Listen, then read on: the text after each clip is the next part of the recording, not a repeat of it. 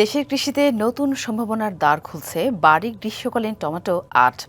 চট্টগ্রামের খুলশীর আঞ্চলিক কৃষি গবেষণা কেন্দ্রে উদ্ভাবিত এই জাত বস্তা কিংবা টবেও চাষ করা যাবে বাড়ির আঙিনায়।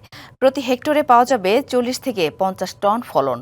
বর্ষাকালে টমেটোর ঘাটতি পূরণের পাশাপাশি অর্থনীতিতে গুরুত্বপূর্ণ ভূমিকা রাখবে গ্রীষ্মকালীন টমেটোর এই জাত, দাবি উদ্ভাবকদের। গাছে গাছে ঝুলছে লাল সবুজ টমেটো। বর্ষা যখন প্রকৃতি থেকে যাই করছে, তখন এই দৃশ্য বাঙালির জন্য অনেকটাই অচেনা, কারণ টমেটো শীতকালীন সবজি হিসেবেই পরিচিত।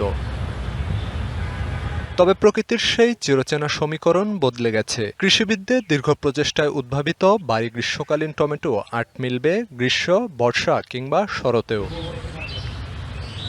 চট্টগ্রামের খুলশীর আঞ্চলিক কৃষি গবেষণা কেন্দ্রের গবেষকরা উদ্ভাবন করেছেন নতুন এই জাত। ফসলি মাঠের পাশাপাশি বস্তা ও টবে রোপণ করেও মিলছে ভালো ফল। এটা জুনের 11 তারিখ থেকে আমরা শুরু করেছি। এই গাছগুলোর বয়স এখন হচ্ছে 1.5 মাস। আমরা 1.5 মাসের মধ্যেই দেখছি যে আমাদের গাছে প্রচুর ফল এবং ফুল চলে আসছে। নগদ নিয়ে এলো হার নামানা হার অফার। সর্বনিম্ন 10,000 টাকা রেমিটেন্স নগদে পাঠালে থাকছে স্বর্ণের হার জেতার সুযোগ। এবং আমরা আগামী আরো 2 মাস এখান থেকে ফল পাবো। পুষ্টিতে ঠাসা নতুন এই জাতের টমেটো প্রতি হেক্টরে ফলন মিলবে 40 থেকে 50 টন। বস্তায় একটি চারা থেকে পাওয়া যাবে 2 থেকে 2.5 কেজি টমেটো। এই জাত মাঠ পর্যায়ে ছড়িয়ে দিতে কৃষকদের প্রশিক্ষণ দেবে খুলশীর কৃষি গবেষণা কেন্দ্র। এখানে আমরা 15 টাকার মাটি দিয়েছি, 5 টাকার ব্যাগ কিনেছি, 20 টাকা, 10 টাকার গোবর দিয়েছি। এই 30 টাকা খরচ হয়েছে।